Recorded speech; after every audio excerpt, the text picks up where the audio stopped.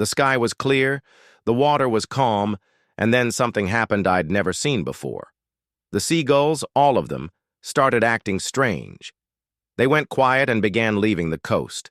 That eerie, silent retreat was the only warning I got before the storm from hell hit, and it's the only reason I'm here to tell this story. There are days on the water that feel like a gift. The kind you dream about through long winters and dreary land-locked weeks. This was one of those days. The sun wasn't just shining. It felt like a warm hand on your shoulder. The sea was a mirror, so placid that the deep blue of the sky was painted perfectly onto its surface, broken only by the gentle V-wake of my boat. The Wanderer. I've been on the water my whole life. It's more than a hobby. It's just part of who I am. The smell of salt and diesel, the thrum of the engine, this is my sanctuary. The Wanderer is my trusty 25-footer, nothing fancy. But she's seen me through countless trips. I know every creak of her hull, every quirk of her engine. On that morning, we were cutting through the water in perfect harmony. The forecast had been a mariner's dream.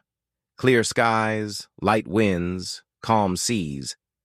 I'd checked 3 different sources before leaving the dock, like I always do. All of them sang the same peaceful song. It was a day for venturing a little further out, for shutting off the engine and just drifting, listening to the gentle lap of water against the hull. And of course, listening to the gulls. Seagulls are the constant, noisy soundtrack of the shore. To me, they were just part of the scenery, as predictable as the tides. They'd wheel and cry, follow the boat hoping for a free meal, and squabble over nothing. Their presence was a sign that all was right with the world. That morning, they were out in force, their white shapes stark against the brilliant blue. Their familiar raucous calls echoed across the flat water, a sound so common I barely even registered it. It was just another part of a perfect, ordinary day. There was absolutely nothing, not a single cloud, not a whisper of wind, to suggest this day would be any different. But the most important warning signs aren't always in the sky. Sometimes they're in the silence of the birds. The shift was subtle at first. It was more of a feeling than a thought, that primal itch on the back of your neck, the one we've mostly learned to ignore. I was about 10 miles offshore, engine off, line in the water, soaking in the peace of the open ocean. And then I noticed it. The silence. It wasn't a total absence of sound. The water still whispered against the boat. But the air, which moments before had been full of the obnoxious cries of gulls, was now strangely quiet. I scanned the sky. The gulls were still there, hundreds of them, but they weren't wheeling and diving. They were gathering. This wasn't the chaos of a feeding frenzy. This was different. It was orderly, purposeful. They were forming a massive, loose flock, all facing the same direction, inland. They floated silently on the water or circled in slow, deliberate patterns. Their usual chaotic energy was gone, replaced by a tense, focused calm. The squawking had completely stopped. Imagine a packed stadium falling utterly silent in an instant. It was that jarring. It was unnatural. I'd spent thousands of hours on this water, and I had never ever seen anything like it. Seagulls are loud, greedy, and they don't do coordinated silence. They don't do organized retreats. Then, almost as one, they lifted off the water. The sound was a sudden, powerful rush of 1,000 wings, but still, no cries, no calls, just the sound of wings beating the air.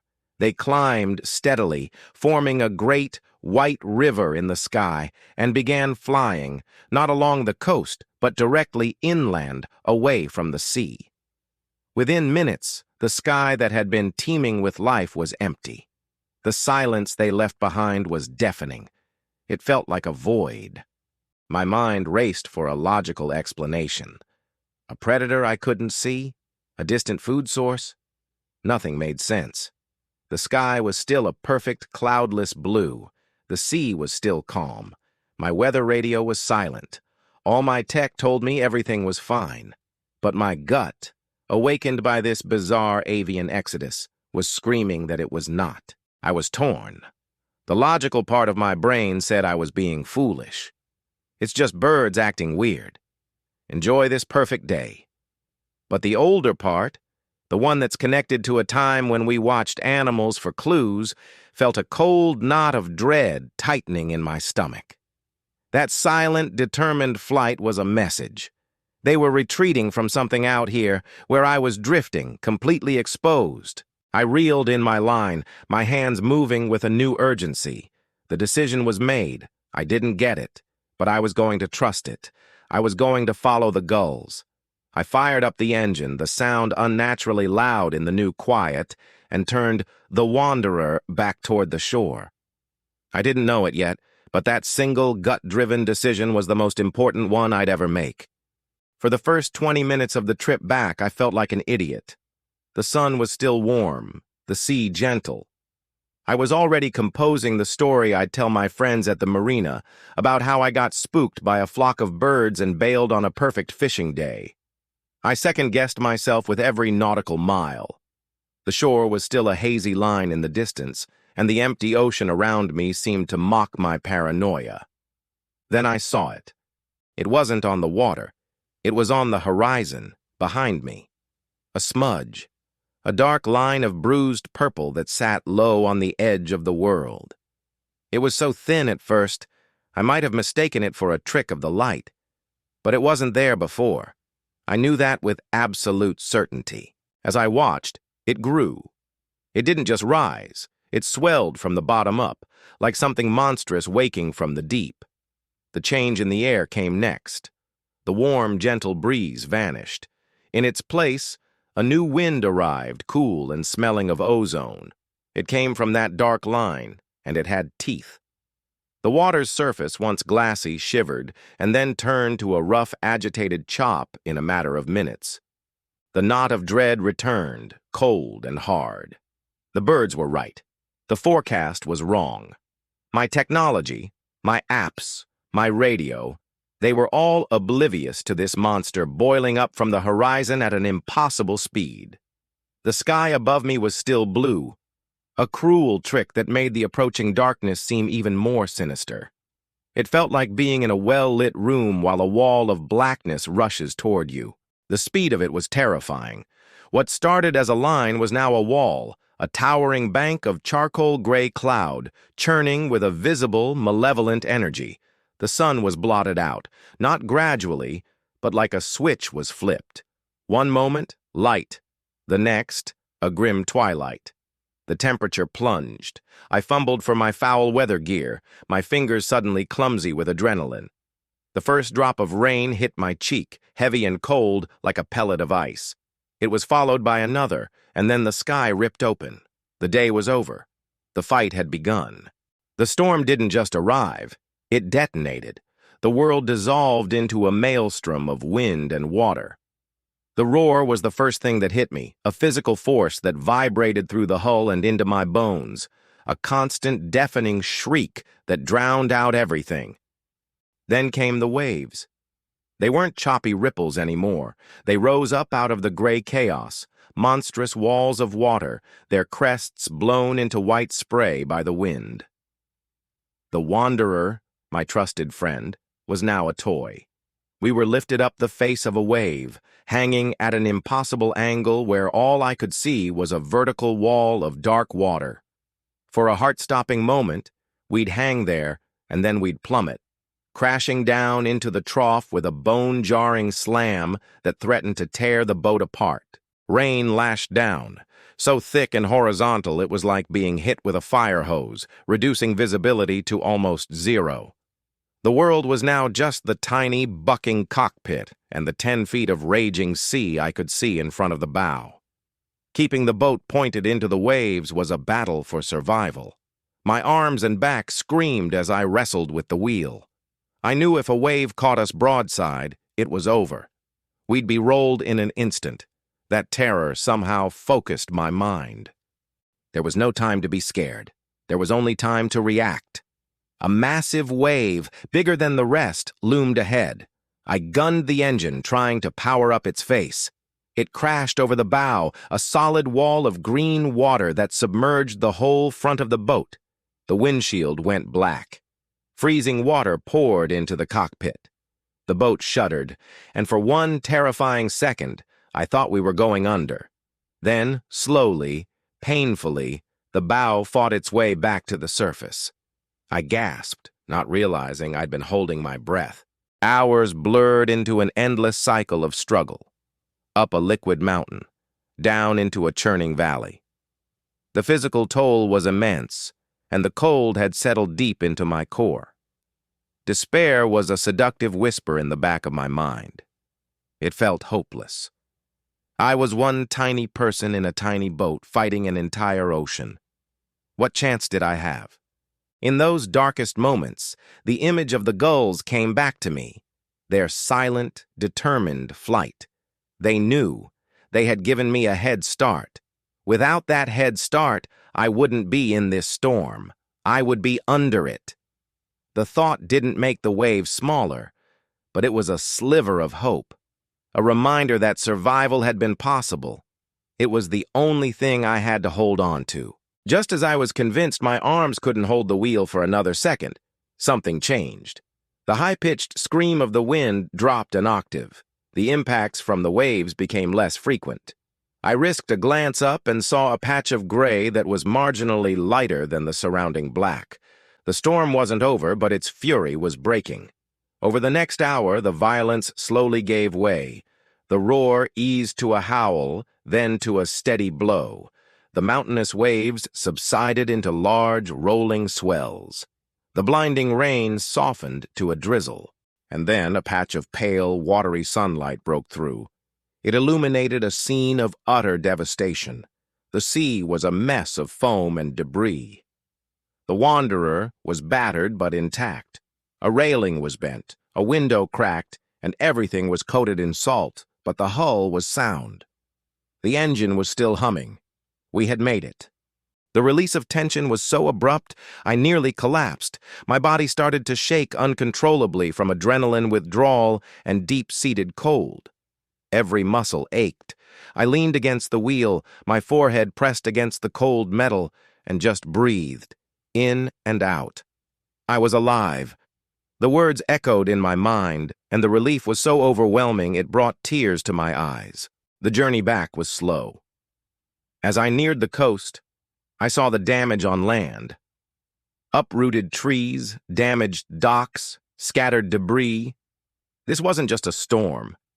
It had been a violent, unforecasted squall that hit the coast with the force of a small hurricane. And I had sailed right into its heart, and somehow sailed out again. Back on solid ground, people called my survival a miracle. They called me lucky, but I knew it was more than that. It wasn't luck. It was the seagulls. Their bizarre behavior wasn't bizarre at all. It was an alarm bell, and I had been the only one to hear it. I had to understand how. How could birds know about a storm that didn't appear on any of our advanced weather tech? My search sent me deep into the world of animal senses, and what I found was astounding. We humans live in a world of sensory poverty compared to many animals. One major clue is barometric pressure. When a storm forms, air pressure drops.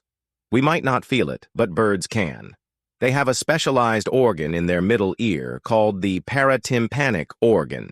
Scientists believe this organ is incredibly sensitive to air pressure, acting like a tiny built-in barometer. The gulls' decision to move inland was likely a direct response to a pressure drop that told their instincts a massive storm was on its way. But there's an even more incredible explanation: infrasound. This is a very low-frequency sound below the range of human hearing that's generated by severe weather like tornadoes and hurricanes. These sound waves travel for huge distances. While we're deaf to it, birds can hear it perfectly. The most famous example happened in 2014, when scientists tracking golden-winged warblers in Tennessee saw the birds suddenly evacuate their breeding grounds. 2 days later, a devastating tornado system that spawned 84 tornadoes ripped through the exact area the birds had fled.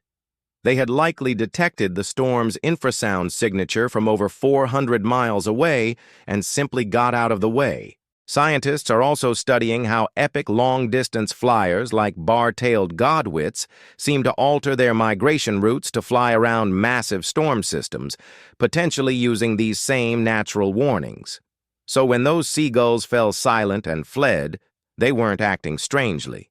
They were likely listening to a warning that was completely invisible and inaudible to me. Their retreat wasn't panic. It was a calculated evacuation based on superior sensory data. This experience didn't just leave me with a wild story. It fundamentally rewired my relationship with the natural world. I look at animals differently now. That flock of seagulls wasn't just scenery. They were active participants in the environment, connected to its rhythms in ways I am not.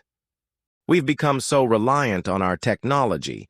We look at screens for our information, trusting apps and satellites to tell us about the world right outside our window. We've outsourced our awareness, and in doing so, we've muffled our own instincts.